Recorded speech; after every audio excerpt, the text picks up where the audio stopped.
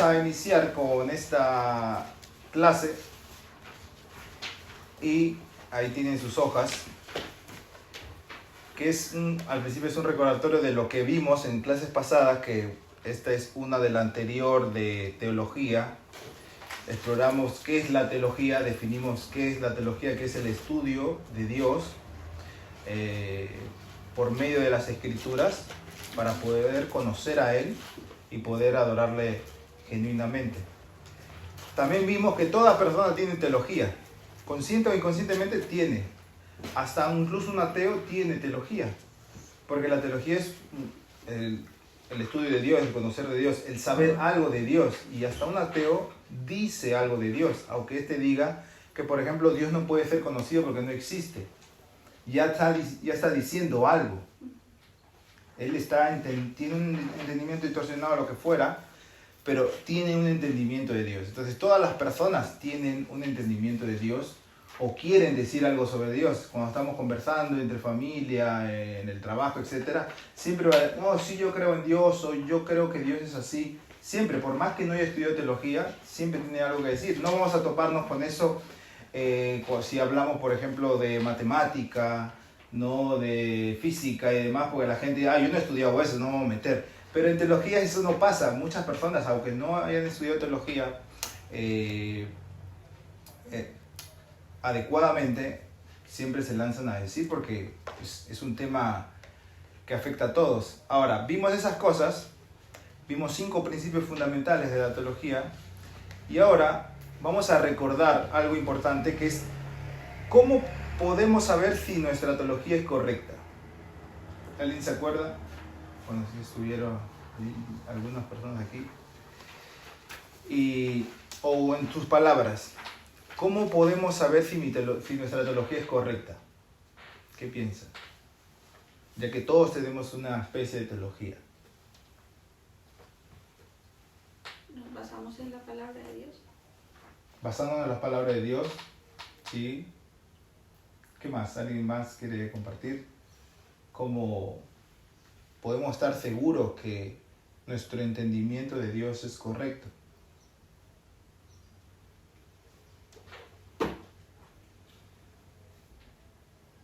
Por la fe. Por la fe. Bien. A ver, nosotros tenemos este libro, ¿verdad? Y este libro tiene una sección que hable del pecado solamente. No. ¿Tiene una sección que hable de la justificación por la fe solamente? Una sección, no. Está todo metido ahí, todo esparcido. La fe, la justificación, quién es Cristo, está por toda la Biblia. Entonces, en un sentido, está desordenado en un sentido. Entonces nosotros vamos a la Biblia y debemos estudiarlo para saber qué significa tal cosa. No es tan sencillo. Entonces, en ese sentido, podemos pensar de muchas religiones que existen hoy. Muchas religiones existen y dicen todos que creemos en Jesús y que somos la iglesia, venimos de la iglesia del primer siglo, las personas dicen. Y creemos en la Biblia, sacan su Biblia y dicen, mira, los testigos de Jehová tienen una Biblia y usan la Biblia, los católicos usan la Biblia, los evangélicos usamos la Biblia, todos usamos la Biblia. Incluso hay no sé si habrá aquí, hay una secta llamada la Diosa Madre, que usa la misma Biblia, incluso la Reina Valera la usa. Y dice que hay una diosa.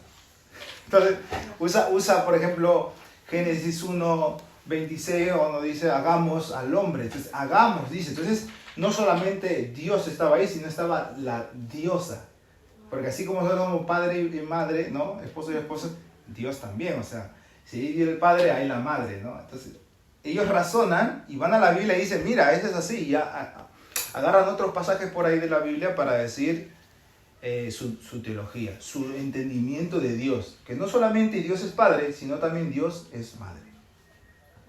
Entonces, ¿cómo nosotros podemos saber si estamos en lo correcto? Si ellos están en lo incorrecto y nosotros en lo correcto. Por decir, no, es una tontería. Podemos decirlo quizás, pero es algo como que subjetivo, es algo como que poco fiel, decir simplemente, no, es que está equivocado y ya está. Sin un argumento, sin entender. Y eso también nos ayuda a nosotros a poder afianzar nuestra fe. No solamente yo creo en Dios porque creo y ya está. O porque me lo enseñaron mis padres, o porque es así, porque voy a la iglesia. Incluso, ¿por qué vienes a la iglesia? Porque sí, porque vengo a la iglesia, porque mi familia viene a la iglesia. Entonces, ¿por qué lo hacemos? ¿Cómo podemos saber? Una de las cosas que vimos es que nuestra teología debe ser construida de forma comunitaria e histórica. Es decir, este ejemplo de la diosa madre, esta secta que existe, si vemos a lo largo de la historia, en la historia no existió esa enseñanza. Recién viene unos cuantos años atrás. Ni todo este último siglo tiene. Este principio del siglo XXI ni siquiera tiene este tiempo. Entonces, vemos que la teología es comunitaria, no es privada. No es que yo me encierro en mi casa, en mi cuarto, leo la Biblia y digo, yo tengo la verdad, individualmente, ¿no? Sino como comunidad. Todos nosotros estudiando la Biblia y viendo cómo la iglesia a lo largo de la historia ha entendido estos pasajes y demás. También debemos filtrar nuestra teología a través de las diferentes disciplinas de teología, que es lo que vamos a ver hoy, y debemos meditar cómo nuestra teología afecta nuestra vida personal. Si tú tienes una teología, ¿cómo sabes que es buena? ¿Cómo estás viviendo?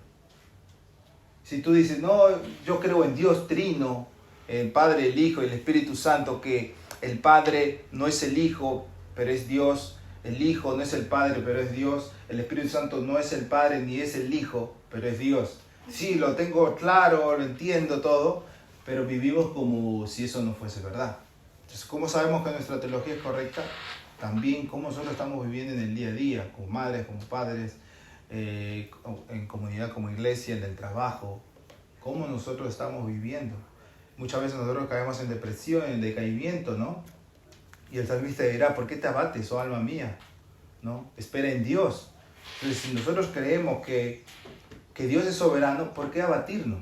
Si sabemos que Dios tiene control de todo, si Él nos protege, ¿por qué entristecernos hasta el punto de decir, como que pienso que todo se va a acabar? Pero si Dios dijo, Jesús mismo dijo, en el mundo tendréis aflicción, pero tranquilo, que yo he vencido al mundo. Entonces, nuestra teología es importante, es práctica. Así que vamos a ver disciplinas para nosotros poder llegar a entender mejor la Biblia. Una es, ¿quién puede leer el primer punto de diferentes disciplinas teológicas? Teológica estética. Ok. Y ahora no se alarmen ya, porque es una palabra como que poco rebuscada, pero estos espacios de cultivar, de estudio bíblico, es como para entrar en detalles que en un culto dominical no podemos, porque imagínate que, y vamos a ver la teología exegética del culto y todo lo que está de ¿qué es esto? ¿No? Y muchas personas que van a los cultos no son cristianos, entonces es peor.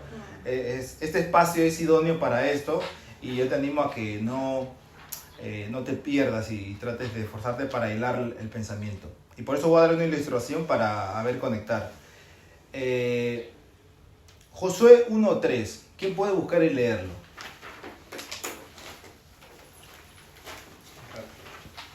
Sí. Y después otra persona que lea Marcos, o que busque Marcos 16, 17 y 18.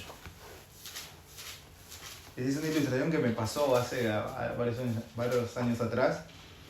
Y creo que es buena. Tengo Josué 1.3. A ver, léelo por favor. Yo os he entregado, como le había dicho a Moisés, todo el lugar que pisares la planta de vuestro pie. Bien. Mateo 16, ¿quién tiene 17 y 18? Mateo. No, perdón, Marcos. Vale. Sí. Marcos 17. 16, versículos 17 y 18.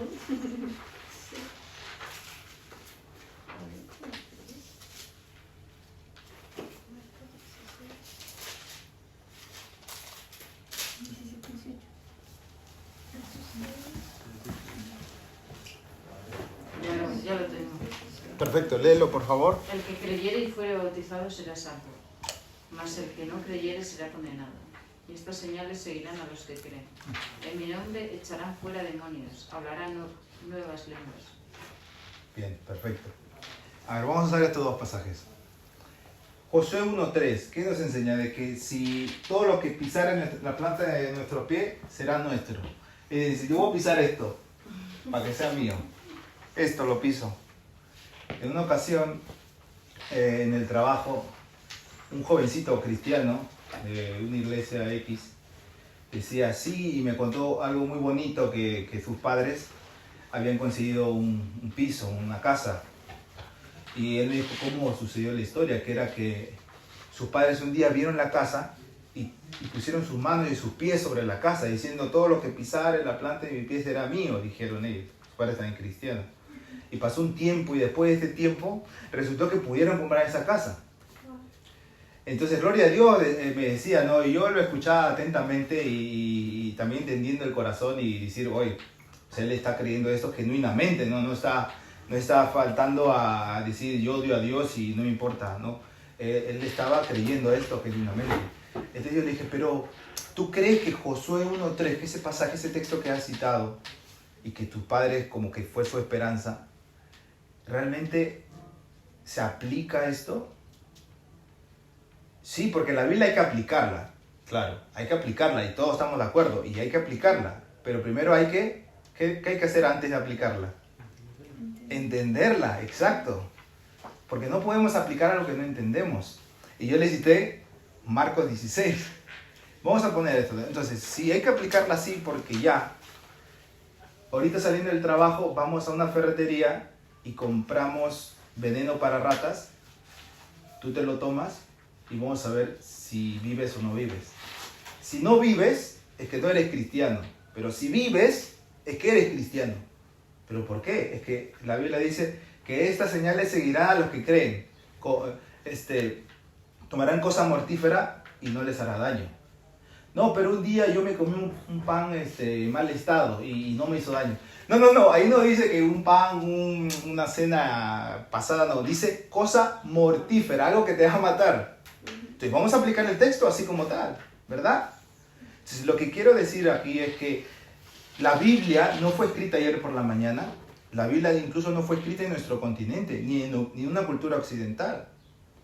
La Biblia fue inspirada por Dios en un contexto específico, a través de autores específicos, con un fin específico. Y nuestra tarea como cristianos es ir a la Biblia, entender por qué dice ese texto ahí y luego aplicarlo a nuestra vida. Incluso si nosotros hacemos eso, vamos a poder aplicarlo de manera natural. Y no vamos a ir por ahí pisando toda casa que nos guste y mañana más tarde será mía. No estoy diciendo que Dios no nos pueda dar una casa, que Dios no nos proteja si es que tomamos algo mortífero, pero es que hay que entender. Esas señales de Marcos 16 era algo que iba a pasar en Hechos y que vemos que pasó en la vida de Pablo, por ejemplo, que fueron señales del Nuevo Testamento, de una iglesia que recién nacía, de señales del reino de Dios, que seguían a aquellas personas que seguían a Jesús, que acompañaban a los discípulos de Jesús. Entonces, por eso es bueno tener esta premisa, una teología exegética, no aplicar las cosas. Yo quería marcador y para ponerlo aquí, porque tenía unos gráficos interesantes, para que se entienda, pero bueno, vamos a hacer el esfuerzo. Porque entiendo que esos temas es un poco complicado y con figuras se entiende mejor. Pero esta teología exegética tiene que ver con el cómo el autor y los destinatarios entendieron en su entonces el texto bíblico. Cómo esta carta de Marcos, los destinatarios principales, los que Marcos les escribió, entendieron su carta. Cómo la iglesia del primer siglo entendió ese pasaje del capítulo 16. Y no rápidamente aplicar a nosotros.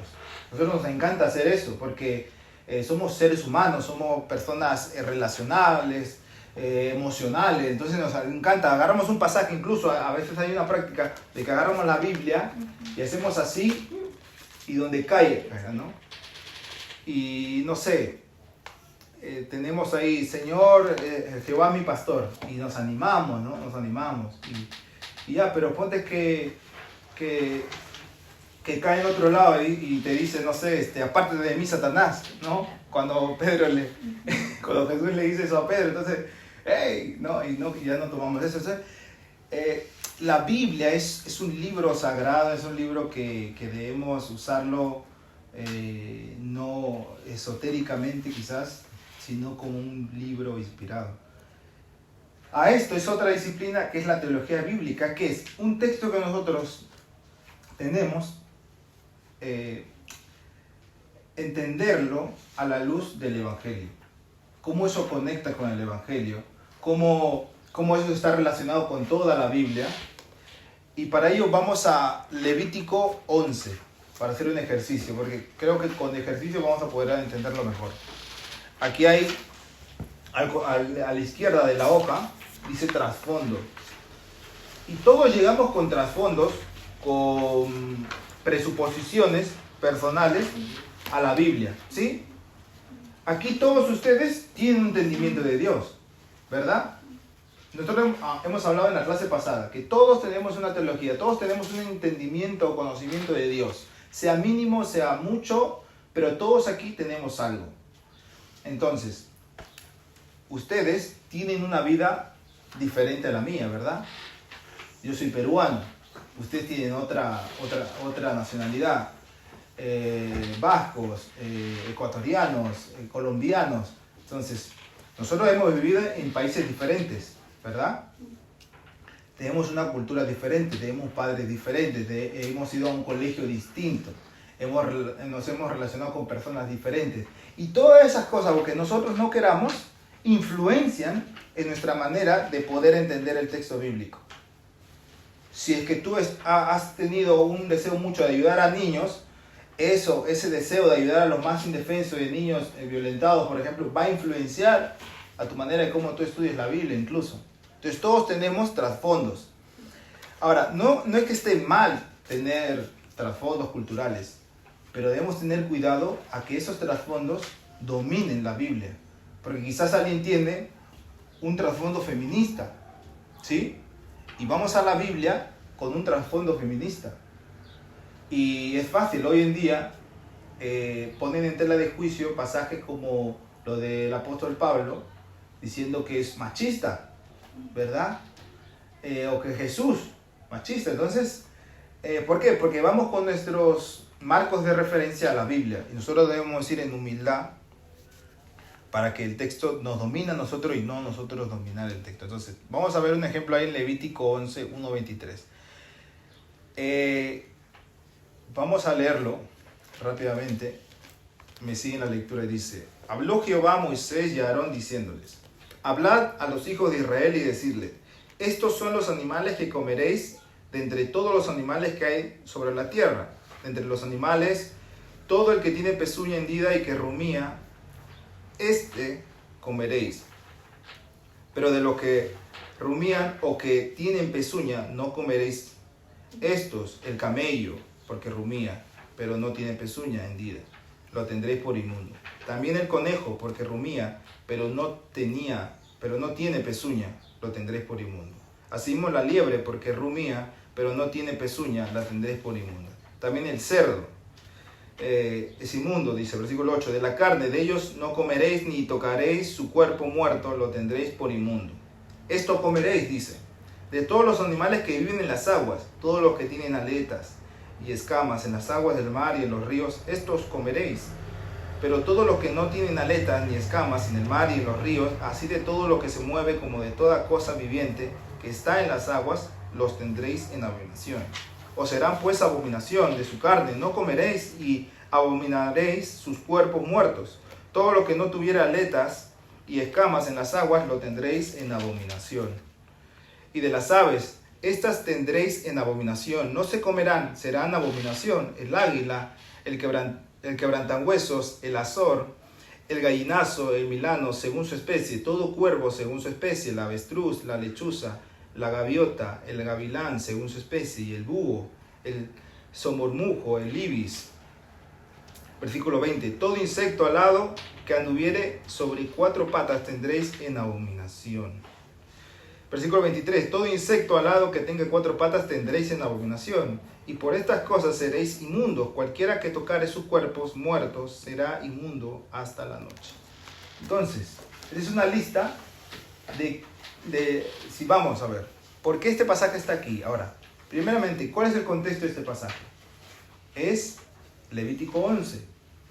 Levítico 11 es el contexto de que el pueblo de Israel estaba surgiendo como nación como tal, después de haber estado en el exilio, después de haber estado en la esclavitud, incluso en Egipto, y Dios le va a mandar por medio de Moisés a hacer ciertas cosas. Y una de las cosas que le manda al pueblo de Israel es que no coma ciertas cosas y que coma otras cosas. Entonces, vemos de que no se puede comer ¿qué? Y ojo, una palabra que se repite, ¿cuál es aquí? ¿Se han dado cuenta? Inmundo, ¿no? Es inmundo, ¿no? Si tú comes, ¿qué? Cerdo. ¿A cuánto le gusta el cerdo aquí? Uy, a todos, ¿no? Es como... Todo. Incluso ayer comimos cerdo, ¿no? Estaba súper bueno, ¿no? Conejo, ¿alguien ha comido conejo alguna vez? Yo he comido conejo y sí, es rico, es bueno, sí. Una vez un hermano me invitó conejo, hasta 2 conejos me dio, creo. Pero no. ¿Hay alguna religión hoy en día de que te prohíbe comer estas cosas? Sí. El cerdo, los musulmanes. Sí. Y los judíos. Los judíos, los testigos de Jehová también. Los testigos de Jehová no pueden comer sangre. Sangre. Sí pueden comer cerdo, pero no pueden comer sangre. Sí, lo que es Morcilla, pollo que se Morcilla, eso, sí, morcilla, eso no pueden comer. Y los adventistas no pueden comer el cerdo. Cerdo. Quizás hoy en día pues la cultura como que está de moda, ¿no? A ver, hay personas y religiones que dicen no se puede comer. ¿Y por qué? Lo sacan del Levítico 11. Ahora, el Levítico 11 fue dado al pueblo de Israel con un propósito. ¿Cuál es el propósito? Dice el versículo 43, mira, el mismo capítulo, y está un pasaje muy conocido en el Nuevo Testamento aquí. No hagáis abominables vuestras personas con ningún animal que se arrastra, ni os contaminéis con ellos, ni seáis inmundos por ellos. ¿Por qué? Yo soy Jehová, vuestro Dios. Acá dice, ¿por qué yo mando a que no comas estas cosas? Y comas solamente otras cosas. ¿Por qué? Porque yo soy Jehová, vuestro Dios. Es su argumento.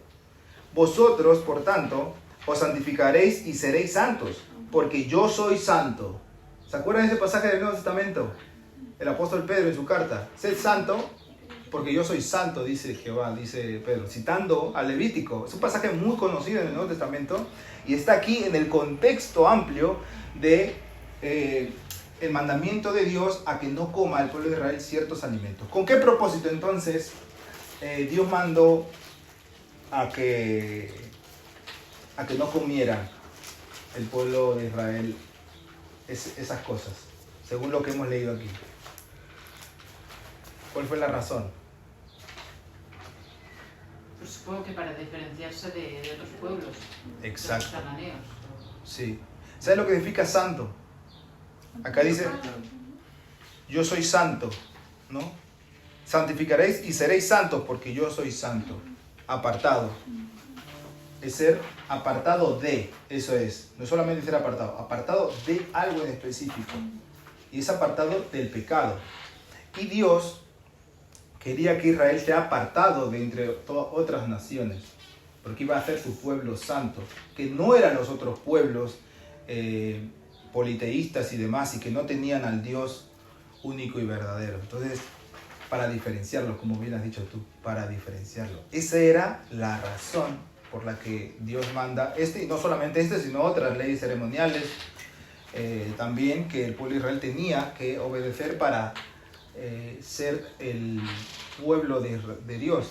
Entonces, ¿por qué este pasaje está aquí? Bueno, sabemos que era para que el pueblo de Israel se identifique como pueblo de Dios.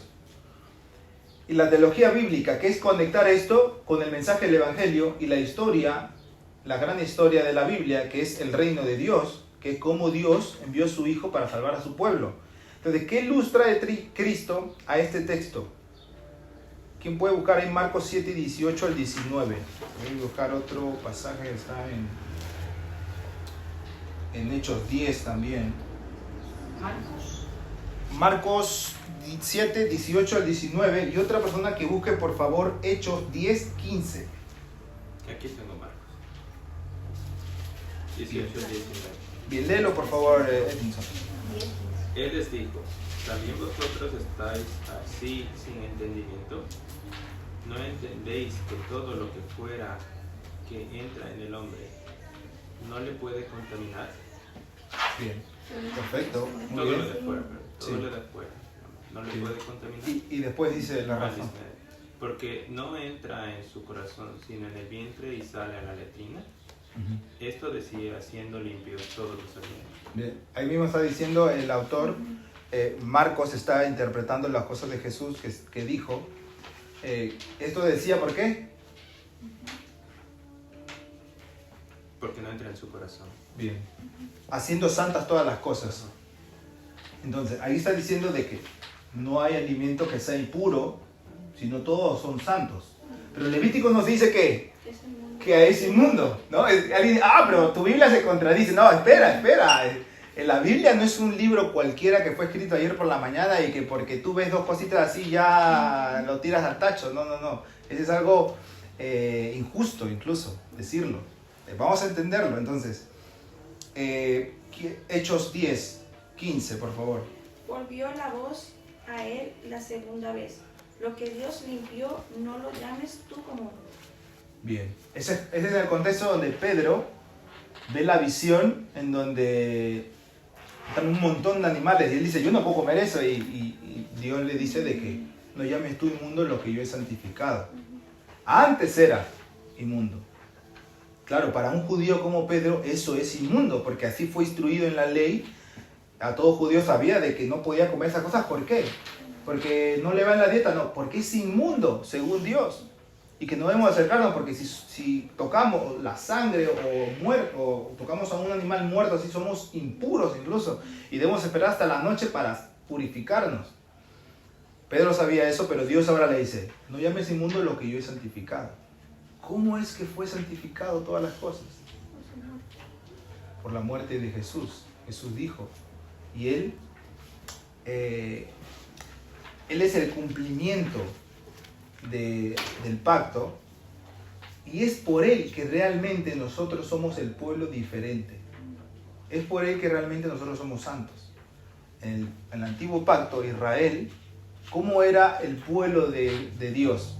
Por guardar las leyes ceremoniales, las leyes dietéticas, y así era como que diferente al pueblo. Y este es el pueblo. Y había geografía, incluso en Josué, en los primeros capítulos vemos cómo, cómo reparte las tierras, ¿no? a cada tribu. Y dice de aquí, del río Jordán hasta aquí, del otro lado, y vemos cómo está la geografía de Israel cuando Josué toma la tierra prometida. Entonces había un lugar geográfico, había ciertos rituales, ciertas características que decía, este es el pueblo de Israel. Pero Cristo viene, y ahora no solamente es para los que guardan esto o aquello, viven en cierta nación, Israel, sino para todo aquel que cree en Jesús. Entonces, ¿cómo podemos conectar Levítico 11? Que el propósito de estas leyes es ser santos, ser apartados para Dios, ser el pueblo específico de Dios, con el Evangelio. De que ahora nosotros no necesitamos dejar de comer ciertas cosas, guardar ciertos días del año, para nosotros decir somos la iglesia, no, sino creer en Cristo. Porque Él nos santificó a nosotros. Nosotros somos santos no por guardar ciertas cosas, sino porque hemos sido regenerados por el Espíritu y hemos creído en Jesús y nos hemos arrepentido de nuestros pecados. Esa es la característica de la iglesia, y que en Cristo, es por eso que esto es como que un ejemplo o algo que apunta a la verdadera santificación de la iglesia, Cristo. Porque aquí algunos guardaban y eran impuros y se iba al tacho todo, ¿no? Pero nosotros ahora en Cristo sabemos de que somos santos, y eso nunca va a cambiar. Delante de Dios siempre vamos a ser santos, porque Dios ve a Cristo en nuestro lugar. Estamos, como dice Pablo en Gálatas o Colosenses, siempre me equivoco en esas dos cartas, que nosotros estamos escondidos en Cristo. Entonces, ahí estamos aplicando la teología bíblica, que es una herramienta para nosotros entender la Biblia, y de ahí la teología histórica, cómo la iglesia ha tratado estos textos. Nuevamente, a la hora de la historia, ¿cómo se ha creído Levítico 11? ¿No? ¿Cómo se ha creído Josué 1.3? ¿No? ¿Cómo se ha creído Génesis 1:26, ¿no? Que hay una diosa madre que dice hagamos, es que hay un padre y una madre, ¿no? Hoy en día, el siglo XXI, con el feminismo muy fuerte, es una interpretación que surge. ¿Por qué? Incluso parte de la teología histórica tiene que ver por qué en tal tiempo de la historia surge este pensamiento.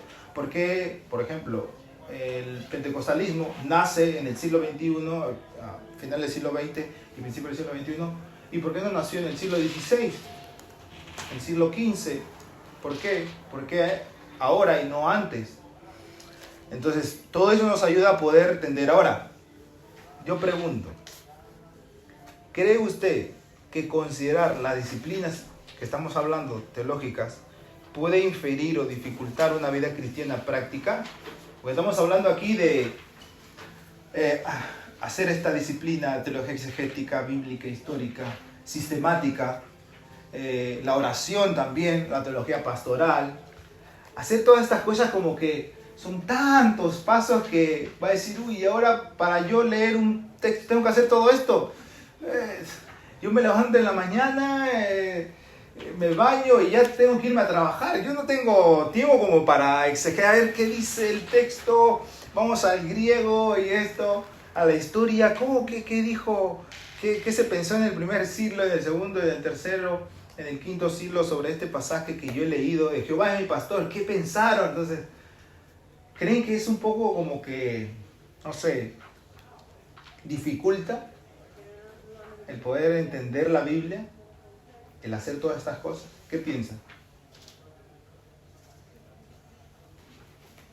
Yo creo que para eso está el Espíritu Santo, ¿no? ¿Ya? Para darnos esa convicción de pecado. Está en su palabra, ¿no? El que nos da convicción de pecado. Y es como, yo creo que es la relación que tú tengas con Jesús.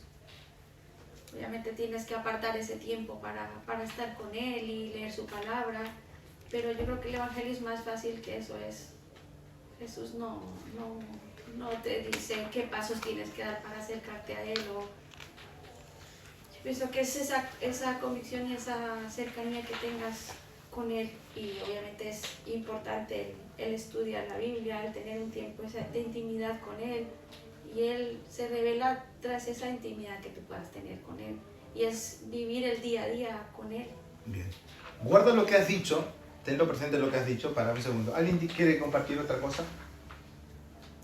No sé, yo creo que sí ayuda, porque pienso que también nuestra creencia debe ser como sólida, como para poder incluso argumentar cuando alguien te pregunta preguntas difíciles, como lo de las contradicciones que tú decías.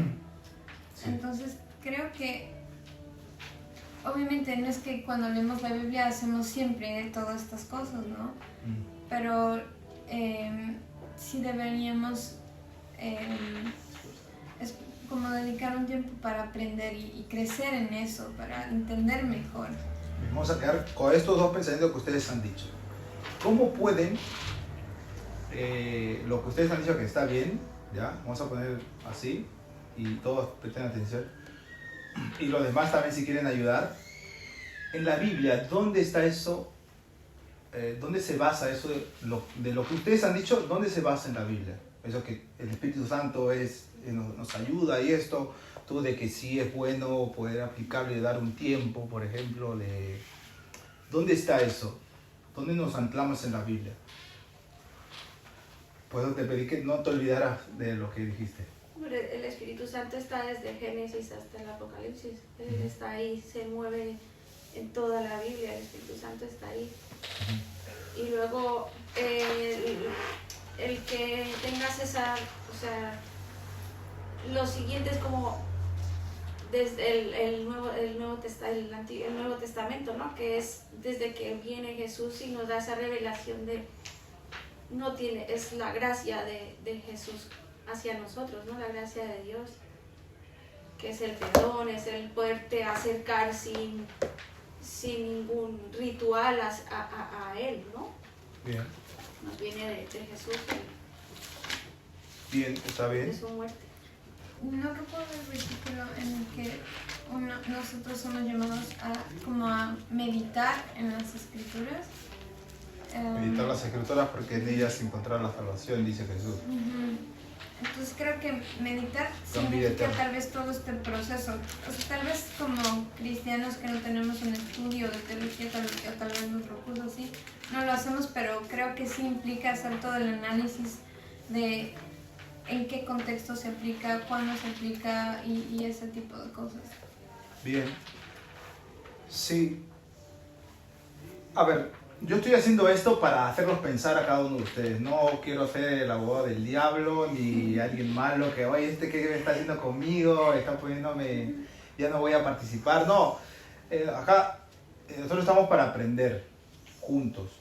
Y Perdón, o sea, creo que si existen estos pasos que están aquí, ¿no? Es porque de alguna manera también en algún punto alguien se fue como cuestionando y fue contrastando.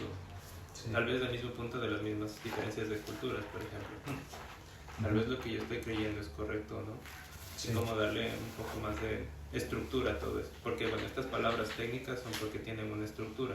exacto. Y Sí, de alguna manera, todo esto, si bien tiene una estructura, pues ayuda para que puedas sostener eso. O sea, si algo, una casa no tiene dos columnas, un cimiento, todo eso, pues simplemente se va a caer.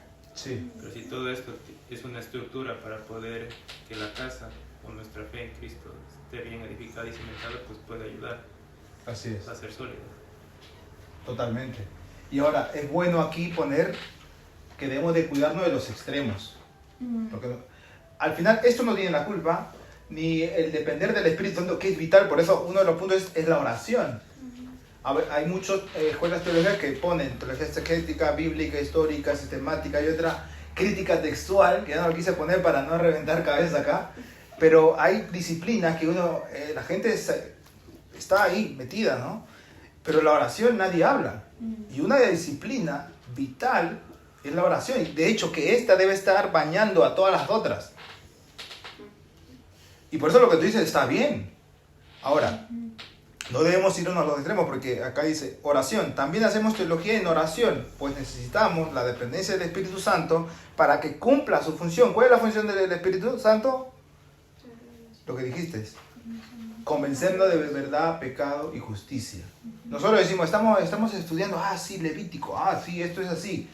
Pero que el Señor me guíe para saber si realmente estoy yendo en buen camino o me estoy distorsionando y voy a venir aquí. Nadie me come cerdito, ¿no?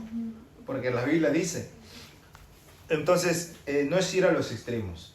No debemos ir como que a un lado de que sí, todo, la estructura y esto, y aquí, y nos olvidamos de poder aplicarlo, de poder depender del Espíritu de Dios. Porque seamos sinceros, eso nos va a costar más. Porque nosotros tendemos a querer sobresalir. ¿Y cómo tú sobresales? Si sabes mucho. Y dices, yo sé esto, lo sé lo otro. Pero en la intimidad no oras. Sí, delante de la gente puedes aparentar un hombre muy sabio que conoce, y si alguien diría, tengo esta duda, voy a ir donde fulano, y él me va a responder porque yo sé que él sabe, sí. Pero este ni ora. Puedes saber mucho, pero al final no vivir. ¿Se acuerdan? ¿Cómo puedo saber si mi teología es correcta? Viendo si mi teología está afectando mi vida. Si no es así, sigo diciendo, a los hijos así, papá, o a los padres no respetándolos, o en la calle cuando estás, no sé, viene y sabemos que al pasar el paso de cebra, el coche tiene que parar, ¿no? Y no para. Oye, este hijo del diablo, ¿no? ¿Qué se ha creído, no? Y tú con tus hijos todavía, ¿no?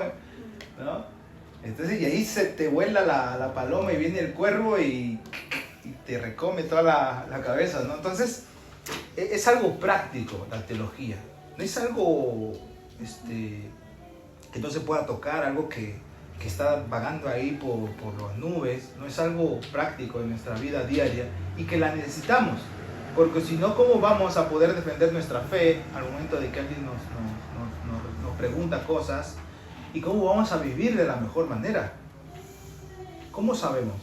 Si aquí nosotros queremos ir al culto, le vamos a poner de que alguien se va por allá porque vino de allá y se va y da toda la vuelta. pero pudo haber venido aquí y llegar rápido. ¿Por qué no fue por ahí? ¿Por qué se fue por allá? Porque era el único camino que conocía. Incluso por seguridad, porque como conozco, me siento seguro y voy por ahí, por más que incluso te dice alguien, no, ve por aquí, vas rápido, que por allá. Y como que lo dudas, a veces somos así, lo dudamos, por más que alguien nos ha dicho algo bueno y nos vamos, no, yo prefiero ahí, porque mejor vale mal conocido que malo por conocer, ¿no? Y así somos, pero ahí está la Biblia, Dios no se ha ocultado a nosotros, se ha revelado en su palabra y se está. Pero claro, no es como que ya sé lo que Dios quiere para mí. No es aquí, Dios, ya sé quién eres tú. Y vamos así y leo, Dios, ya sé qué significa que tú seas amor. Y ya está, ¿no? Vamos a profundizar, porque esta es la vida eterna. Que te conozcan a ti, al único Dios verdadero, y a Jesucristo, a quien han enviado. Es una vida completa, una vida que no termina para conocer cada vez más a Dios. ¿Alguna pregunta hasta aquí? ¿Comentario? El anterior domingo también en Timoteo vimos que le dice al último, guárdate de ti mismo. De ti mismo. Ajá. Y eso creo que hace referencia a lo que dijiste también. Sí. Ajá. Ok. Bueno, hermano. Sí. Guardar nosotros mismos, estudiando la Biblia. ¿Alguien más? Bien. ¿Todo bien? No he sido malo, ¿no? No. Sí, a veces siento que estoy como que estoy como que muy poniendo al límite las cosas y trato de cuidar eso también. Pero bueno, hermanos, que el Señor nos ayude, que nos guíe para que tengamos esto, ¿no? En el día a día de poder abrir la Biblia y leerla y releerla al menos y pensar y meditar en la Escritura y no sea como que un rato y ya está, sino dedicarnos, ¿no? Dedicarnos, tener un esfuerzo, porque ¿cómo el joven limpiará su camino si no es por guardar la palabra? Dice el Salmo. Entonces, no hay otras vías, no hay atajos en la vida cristiana. Y si nosotros conocemos más a Dios, pues vamos a tener una vida más plena, ¿no? Es así. Así que el Señor nos ayude y nos bendiga. Vamos a orar. Señor amado, Padre bendito, gracias Señor por este tiempo, porque tú nos bendices, nos ayudas a poder seguir animándonos mutuamente en el camino de la fe. Es un camino hermoso, el mejor de todos, pero el más difícil al mismo tiempo, Señor. Pero sabemos que aunque en el mundo hay mucha aflicción, mucha dificultad, y nosotros incluso en el cuerpo de muerte que aún tenemos, se nos hace difícil amar las cosas espirituales.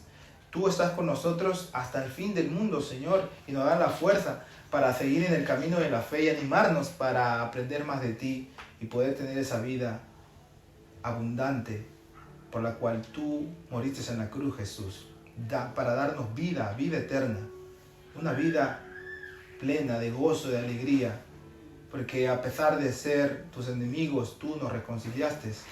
A pesar de estar enemistados contigo, Señor, tú nos diste paz. Y ahora podemos tener una vida plena, una vida que realmente vale la pena, porque tú eres nuestro Dios y nosotros tus hijos, por la obra de Jesús. Gracias, Señor, porque a ti te alabamos y por ti vivimos y existimos. En tu nombre oramos. Amén.